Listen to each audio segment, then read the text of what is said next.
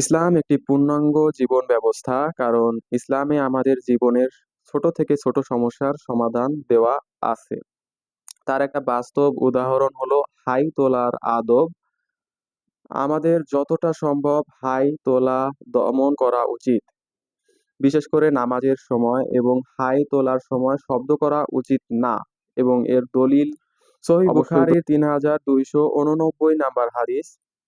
আল্লাহর রাসূল সাল্লাল্লাহু আলাইহি ওয়াসাল্লাম বলেছেন, হাই তোলা শয়তানের পক্ষ থেকে আসে, কাজেই তোমাদের কারো যখন হাই আসবে যথাসম্ভব তা রোধ করবে, কারণ তোমাদের কেউই হাই তোলার সময় যখন হা বলে তখন শয়তান হাসতে থাকে।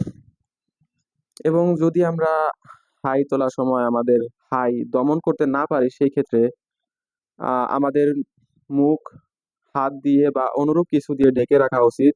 এর দলিল হলো সহিহ মুসলিমের 2995 নাম্বার হাদিস। আল্লাহর রাসূল সাল্লাল্লাহু আলাইহি ওয়াসাল্লাম বলেছেন, তোমাদের কেউ হাই তুললে যেন সে তার মুখ হাত দিয়ে ঢেকে রাখে, যাতে শয়তান এতে প্রবেশ করতে না পারে। এই দুটি হাদিস সম্পর্কে ইমাম নববী রহমাতুল্লাহ আলাইহি বলেছেন, আলেমগণ বলেছেন, হাই দমন করা ও মুখে হাত রাখার নির্দেশ দেওয়া হয়েছে যাতে শয়তান তার চেহারা বিকৃত করতে না পারে এবং মুখে প্রবেশ করতে না পারে এবং তার উপর হাসতে না পারে। এই হলো সকল দলিল এবং হাই সম্পর্কে, হাইয়ের আদব সম্পর্কে যা শেখা, বা হাইয়ের সুন্নত সম্পর্কে যা আমাদের শেখা উচিত।